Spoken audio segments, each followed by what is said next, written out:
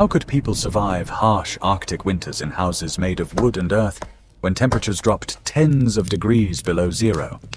We imagine Viking settlements covered in snow and buffeted by icy winds, but history tells us that these communities not only survived, they thrived.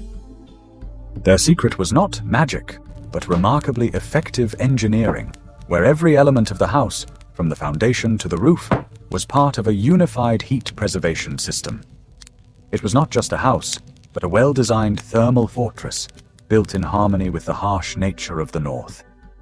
Watch the video to the end to find out how the Vikings managed to turn the frosty enemy into their ally, and why their homes were warmer than many modern buildings.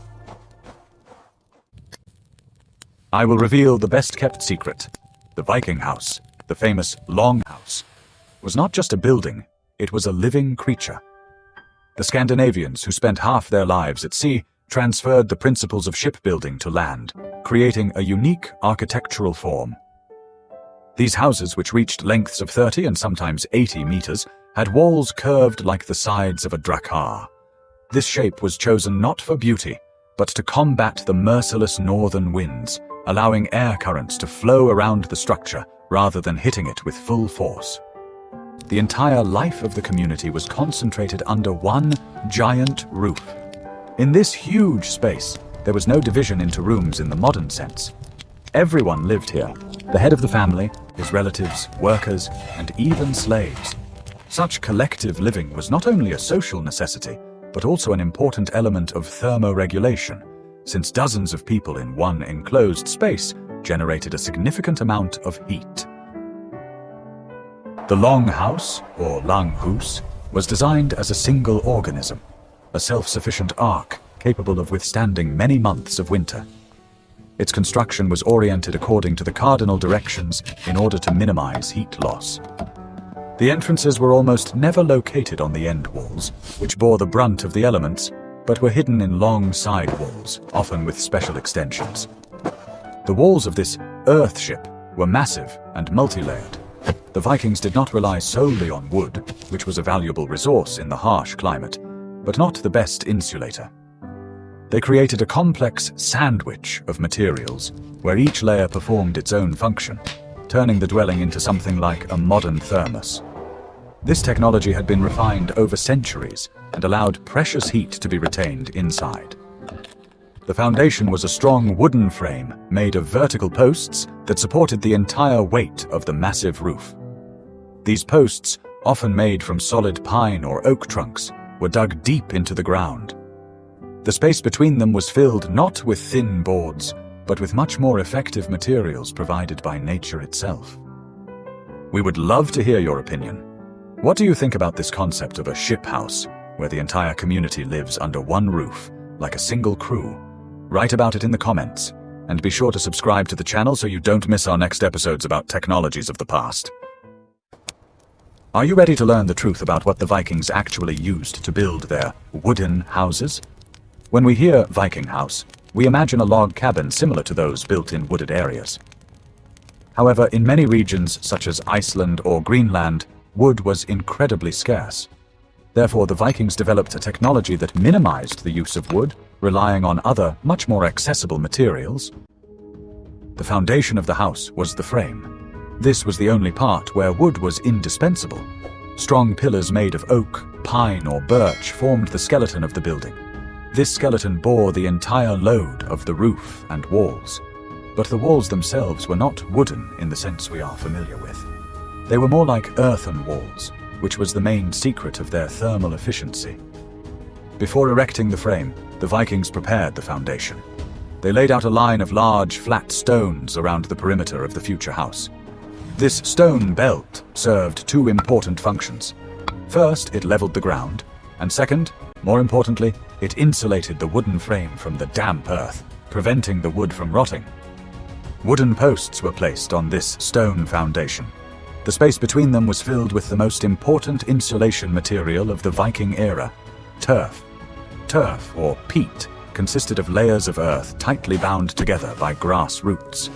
It was cut into large rectangular blocks, similar to giant bricks. These sod bricks were stacked on top of each other to form incredibly thick walls. The thickness of such a wall at the base could reach 1.5, and sometimes even 2 meters. The wall narrowed towards the top, which gave it additional stability. The blocks were often laid in a herringbone pattern or interlocked to ensure maximum density and no gaps. Such a turf wall had phenomenal thermal insulation properties. The porous structure of the soil, permeated with roots, retained many small air pockets. It was this immovable air that was the best insulator, working on the same principle as modern foam plastic or mineral wool. Turf was a living material. In the spring, the outside of such a wall was covered with grass, which made the house look like a natural hill, blending completely with the landscape. This grass further strengthened the wall, binding the turf blocks with new roots. The house literally became part of the earth. How effective do you think this combination of natural materials was compared to modern ones? But what if I told you that fire was not the only source of heat in the house? In the next chapter, we will reveal the secret of living heating used by the Vikings. What I am about to show you was normal for the Vikings, but shocking to modern people. They shared their homes with dozens of animals. This was not a sign of savagery or poverty, but an ingenious engineering solution that saved fuel and allowed them to survive the harshest winters.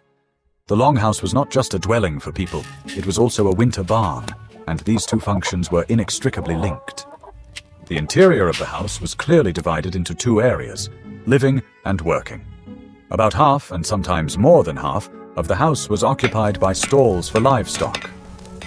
Cows, sheep, goats, and horses, the main wealth of any Scandinavian family, spent the winter here. The lack of separate buildings for livestock was not a whim, but a well-thought-out survival strategy. The living area and the barn, or fjøs, were usually separated by a simple wooden partition. This partition was not airtight. It only marked the boundary, but allowed air and heat to circulate freely between the 2 parts of the house. People and animals actually breathed the same air under the same roof. The secret of this system lay in simple physics. Any large animal, such as a cow, generates a huge amount of heat during its life. A dozen cows in an enclosed space is a complete heating system, operating around the clock and completely free of charge. The heat generated by livestock was as important a resource as firewood or peat. The floor level in the living area of the house was often slightly higher than in the barn. This was done not only for hygiene reasons, to prevent waste from the barn from entering the living area.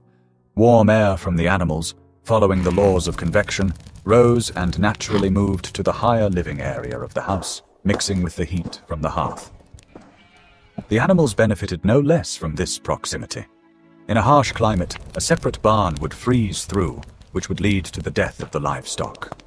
Being under the same roof as people and receiving some of the heat from the hearth, the animals were reliably protected from the cold. It was a true symbiosis, beneficial to both sides.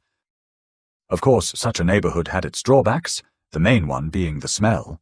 However, for the people of that era, the smells of livestock were a familiar part of life and did not cause the same revulsion as they do for modern city dwellers. Warmth and survival were much more important than olfactory comfort. In addition, the constant work of the hearth and the smoke from it partially neutralized the smells. If you think this method is ingenious in its simplicity, like this video. And be sure to subscribe to the channel so you don't miss new videos about how people survived in the harsh conditions of the Middle Ages. Want to know the secret that allowed the Vikings to stay warm without glass windows? The main enemy of any warm home in the north is not so much the cold as the wind. The wind blows precious heat out through the smallest cracks, creating drafts. The entire architecture of the longhouse was designed for one purpose: to minimize uncontrolled air movement. The first thing that catches the eye when studying longhouses is the almost complete absence of windows. Glass was incredibly rare and luxurious in that era, available only for the construction of churches. Ordinary houses were deprived of this source of light. Sometimes tiny slits were made in the walls, but in winter they were tightly plugged with moss, straw, or wooden plugs. Life in such a house took place in constant semi-darkness, which was dispelled only by the fire in the central hearth. This was a conscious sacrifice made for the sake of preserving heat. The Vikings understood that any window was, first and foremost, a hole in the thermal armor of their home, and preferred darkness to cold. Instead of windows for lighting and ventilation, special openings in the roof were sometimes used, but we will discuss them separately. As for entrances, special attention was paid to their design. Doors were the Achilles heel of any dwelling, and the Vikings developed a whole system to neutralize this threat. The doors in longhouses were always very low. A modern person would have to bend down significantly to enter. This design not only forced the entrant to bow to the owners, but also minimized the amount of cold air entering when the door was opened. The low doorway blocked a significant portion of the icy draft. The doors themselves were massive, made of thick planks, and fitted tightly to the jamb. They never hung on the hinges we are used to. Instead, they rotated on powerful wooden pins that fit into grooves in the threshold and upper crossbar. This design ensured maximum fit and no gaps. Often, the entrances to the house were not straight. A small vestibule or entrance hall was built in front of the main door. This vestibule served as the first line of defense. A person first entered this unheated room, closed the outer door behind them, and only then opened the second inner door leading to the living area. This airlock system, or heat trap, was incredibly effective. It prevented the icy wind from rushing straight into the heated room. While a person was in the vestibule, they had time to shake the snow off themselves. Thus, the cold and moisture remained behind the second barrier. The location of the entrances was also not accidental. They were almost never placed opposite each other to prevent drafts from blowing through the house. Most often, the entrances were located in long walls protected from the prevailing winter winds. Sometimes the entrance was additionally protected by a protruding part of the wall or an earth embankment. Can you imagine what it was like to live in almost complete darkness for months? In the next chapter, we will talk about the heart of the house, the source that provided not only heat, but also the only light. The heart of the longhouse, its sole and main source of life, was the central hearth. Unlike the compact stoves or fireplaces we are used to, the Viking hearth, or langelder, was a long, shallow pit that stretched along the entire central axis of the living area of the house. It could be up to 10 to 15 meters long, which allowed it to heat a huge space. This hearth was not just a fire on the floor. Its edges were lined with large stones, which served several functions. First, they prevented the fire from spreading. Second, the stones accumulated a huge amount of heat, and then slowly and evenly released it into the space, acting as a large heating battery. Wood was the main fuel, but in treeless regions such as Iceland, peat was widely used. Peat burned slowly, gave off even heat, and was available in abundance. Harvesting peat for the winter was one of the most important tasks of the community, as survival depended directly on it. The long fire was a multifunctional device. First and foremost, it was a source of heat. Its elongated shape allowed the heat to be distributed evenly throughout the living area. People sat on benches along the walls, and everyone received their share of precious heat from this central heater. The second most important function of the hearth was light. In a windowless house, the langelder was the only source of illumination. The flickering flames illuminated the faces of people, carved wooden pillars, and wisps of smoke under the ceiling. All life in the house was concentrated in this illuminated space. Of course, the hearth was also the kitchen. Large cauldrons were suspended over the fire on special chains or tripods, in which food was prepared for the whole family. Here they cooked soups, porridges, and roasted meat. The smell of cooking mixed with the smell of smoke and livestock, creating the unique atmosphere of a Viking dwelling. What if I told you that the Vikings did not have chimneys, but they did not suffocate from smoke?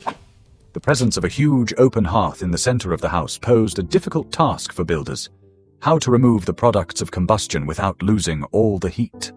The solution to this problem was as simple and ingenious as the entire design of the house. The brick pipes and chimneys we are familiar with did not exist in those days. Smoke from the long fire rose freely, accumulating under the roof itself. The entire upper space of the house, above human height, was filled with a dense, hot, and acrid layer of smoke. This had an unexpected positive effect. Hot smoke and soot constantly saturated the wooden beams of the roof and rafters. This process, similar to smoking, was an excellent preservative. It killed wood-boring beetles and protected the wood from rotting, significantly extending the life of the structure. Of course, the smoke had to go somewhere. For this purpose, special holes were made at the highest point of the roof, directly above the hearth. These holes, called leora, served both for ventilation and lighting. It was the only source of daylight in the house, apart from the open door.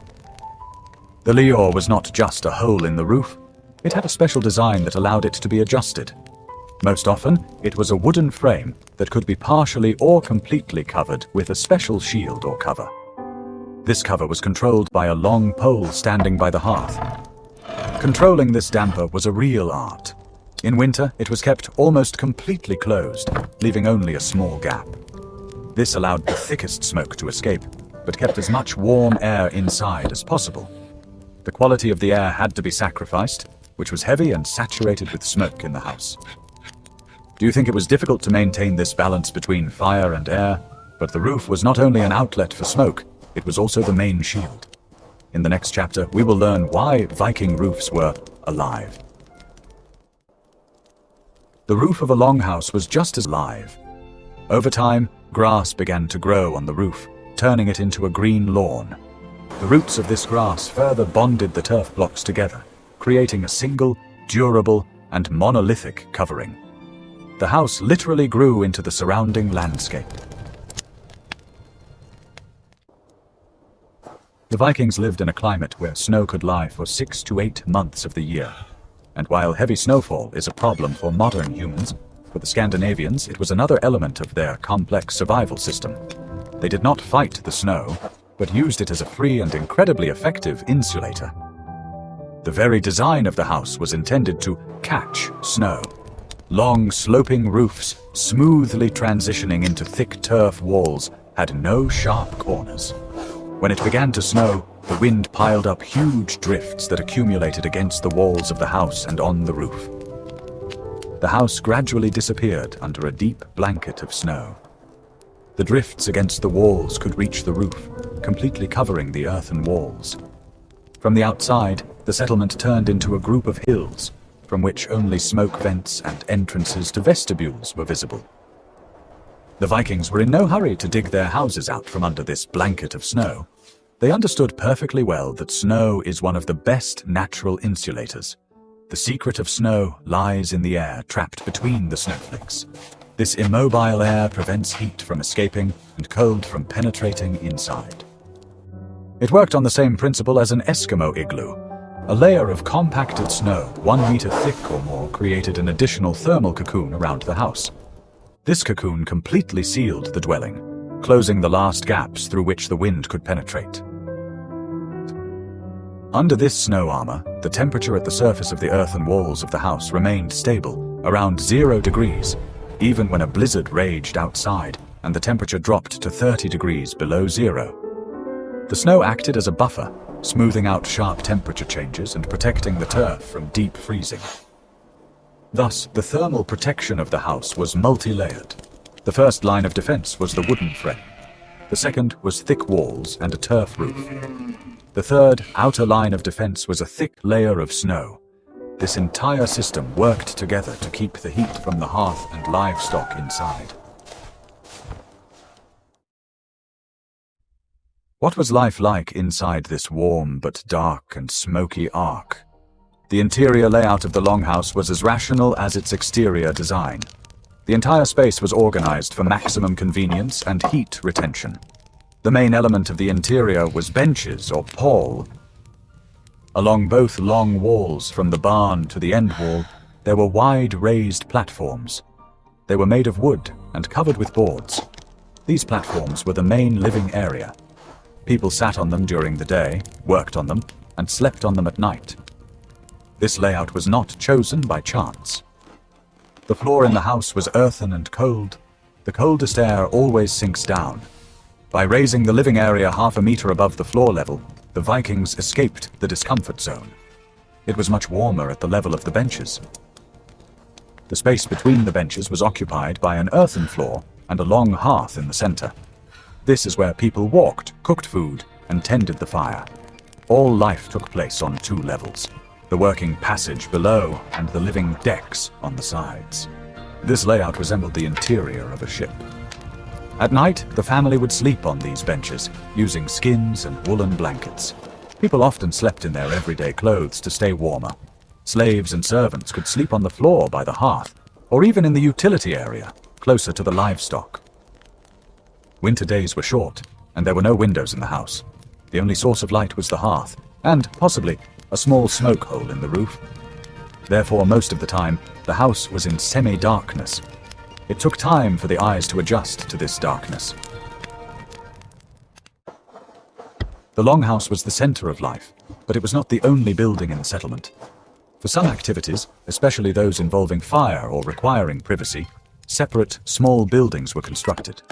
And in their construction, the Vikings also applied their knowledge of heat conservation. One of the most important buildings was the smithy. Keeping a forge inside a dwelling full of dry wood, straw, and dozens of people was too dangerous. The risk of fire was enormous. Therefore, smithies were always built at a safe distance from the main dwelling. In order to be able to work in the smithy in winter, it was often built according to the Grubenhaus principle, or semi-dugout. The building was half or even completely dug into the ground.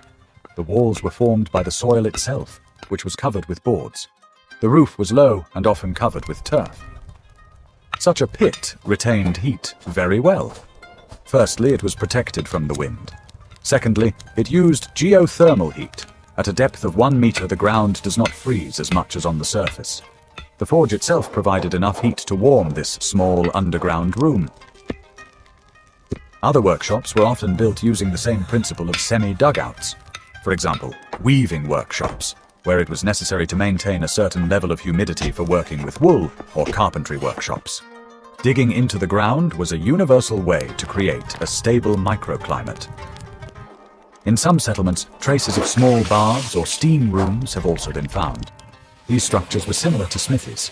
Small, often dug into the ground, with a massive hearth covered with stones. The stones were heated and then doused with water to produce steam.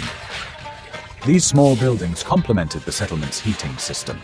The longhouse served as a warm base for living and sleeping, while specialized underground workshops allowed craft activities to continue without disrupting the safety and thermal balance of the main dwelling. We can see that the Viking longhouse was a true marvel of engineering. It was not just a building, but a complex, integrated system where each element worked toward a common goal, preserving life in the Arctic winter.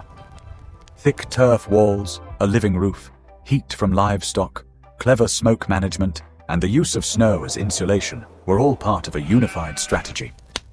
What other secrets of the Viking era would you like to uncover? Perhaps you are interested in their shipbuilding, weapons, or mythology. Suggest topics for future